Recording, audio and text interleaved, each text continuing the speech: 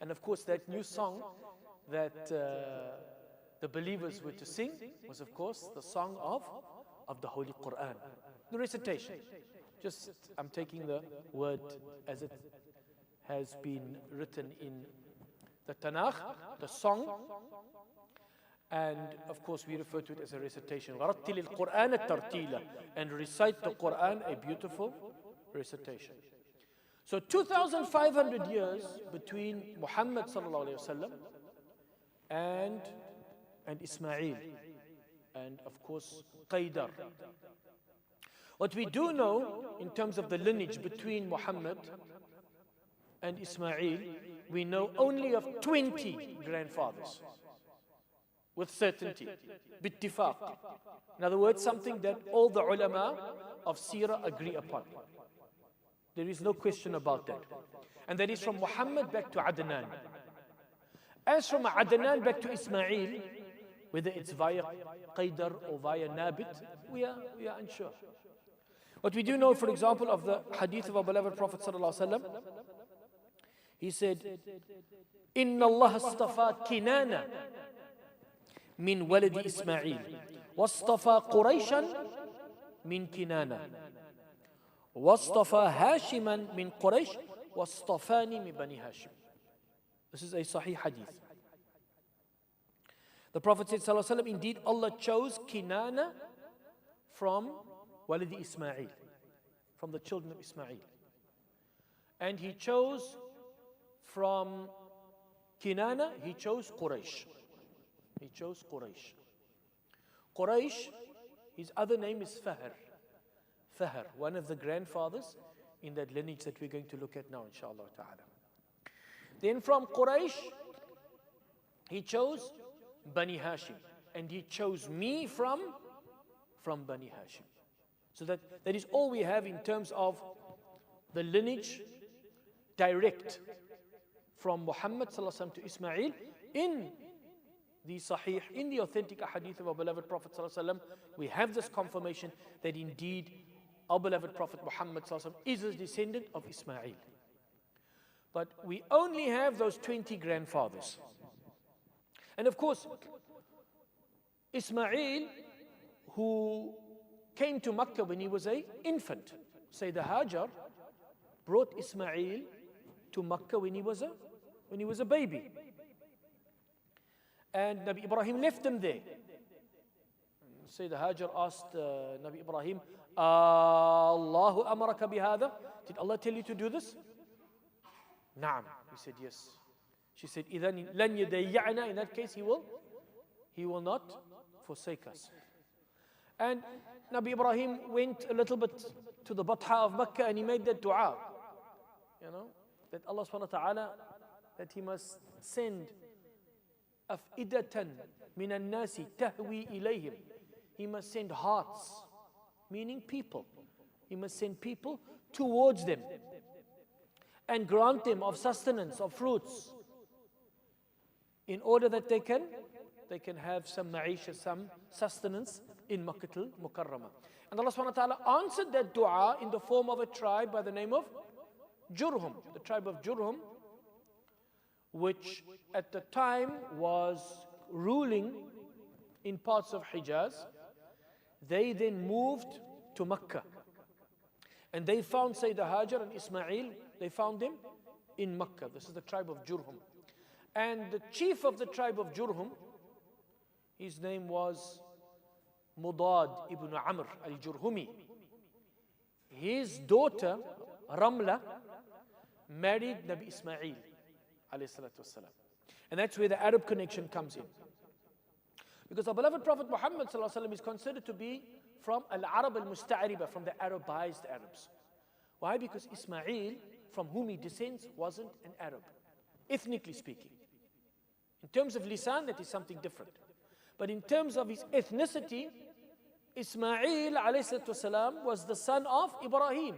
And Ibrahim was from the Al-Aramiyin. Al-Aramiyin. He was from the Arameans. He spoke Al-Aramiya. He spoke Aramaic. Ibn Hazm says he spoke Syrianiya, which is a form of Aramaic. And Nabi Ibrahim came from Mesopotamia. Meso, which means in between. Potamia, which means the two rivers. So in between the two rivers, that is where Nabi Ibrahim came from. Ur.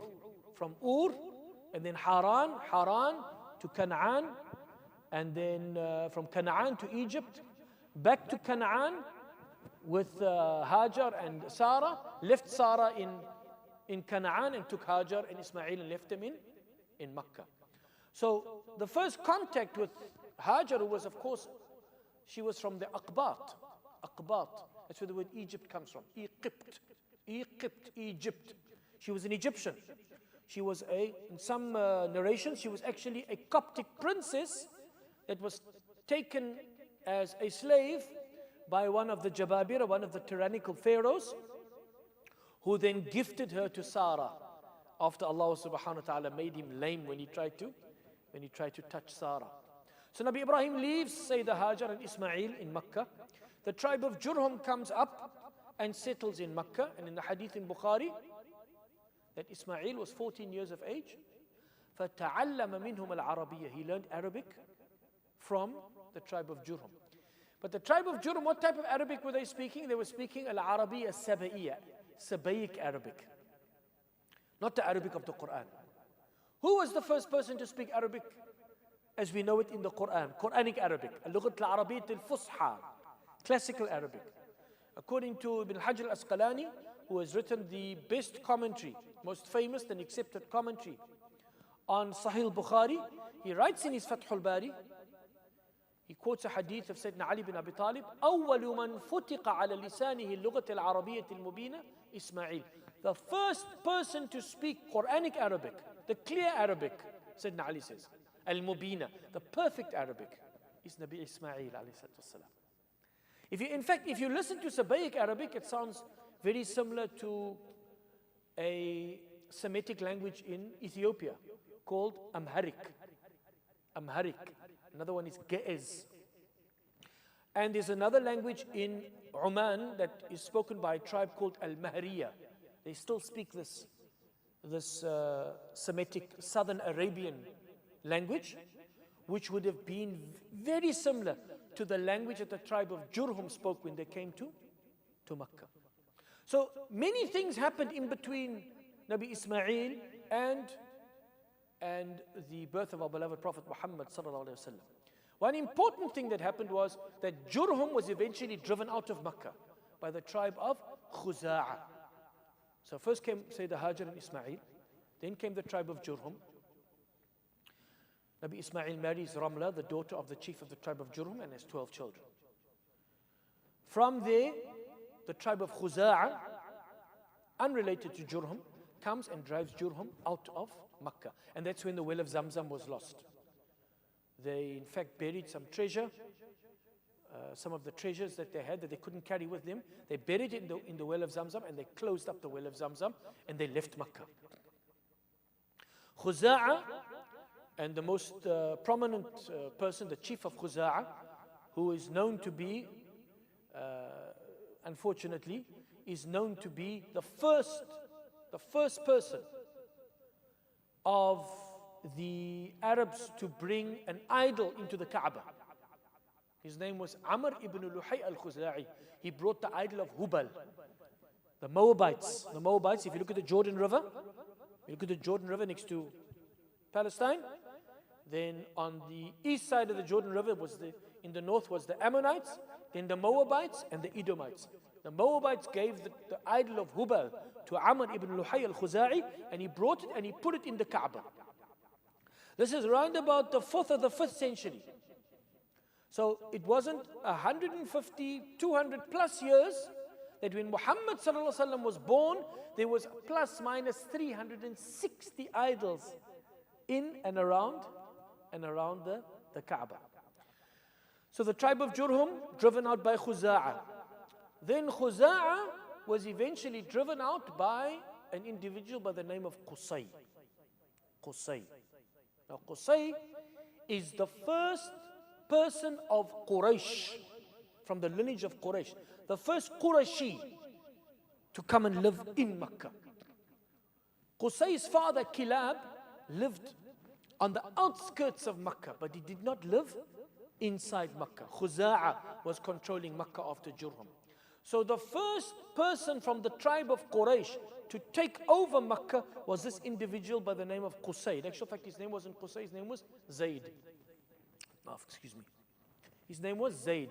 But they called him Qusay because his mother took him away from his father when he was a young boy and went to go and live in Sham, in Greater Syria.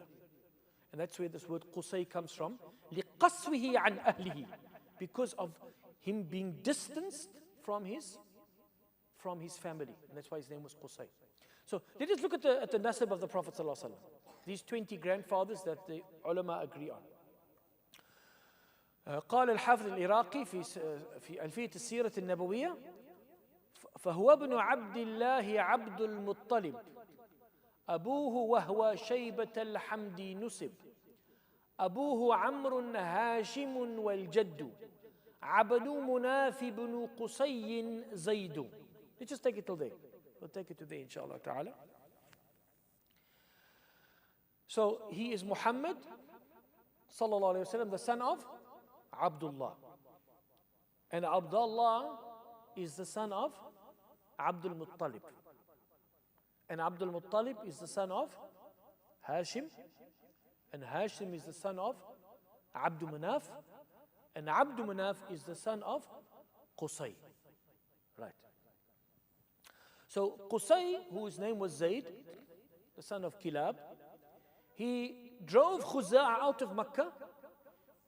He took over Makkah and he brought his uncle Taym. He brought his uncle Taym. Sayyidina Abu Bakr was from Bani Taym. And he brought his cousin Makhzum. Makhzum, the son of Yaqadha. So Kilab had 3 sons. Qusay, Zayd, Taym, and Yaqadha. So when he came, and this is what you call Butun Quraysh. These were the main families. And then of course he brought his 3 sons as well. So Qusay had 3 sons. Abdul Manaf, Abdul Dar, and Abdul Uzza. These are the 3 sons of Qusay. And Qusay is the first person to build houses in Makkah.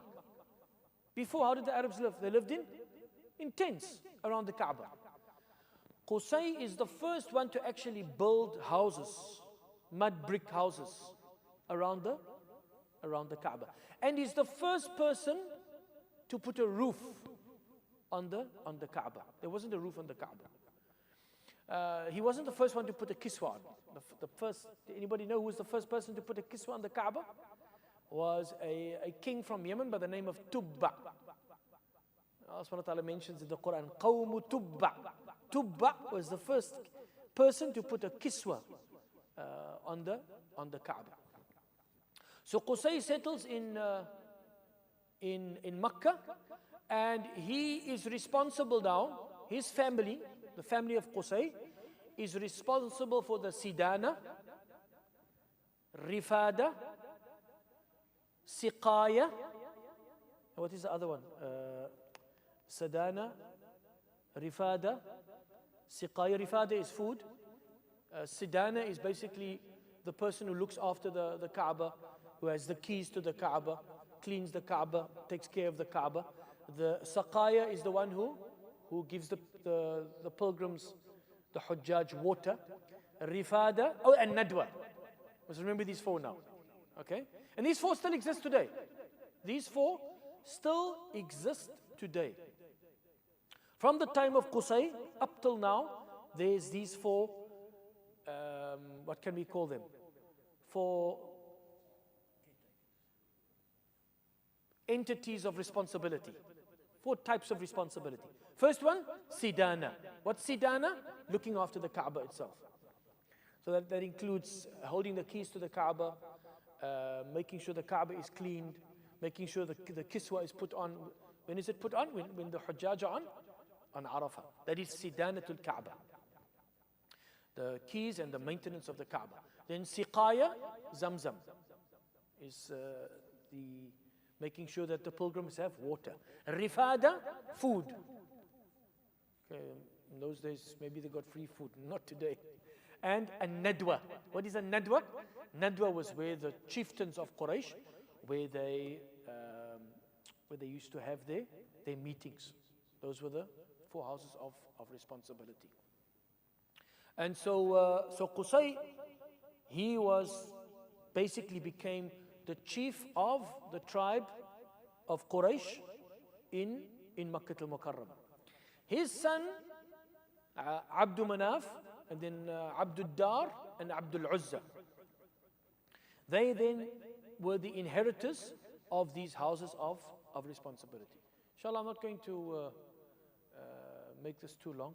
So inshallah, I will stop now and we will continue tomorrow night. Bi-idhnillah ta'ala. I see people are going home. The wife is waiting and wants to dish us supper. So inshallah, barakallahu feekum. Wa akhiru da'wana alhamdulillah rabbil alameen.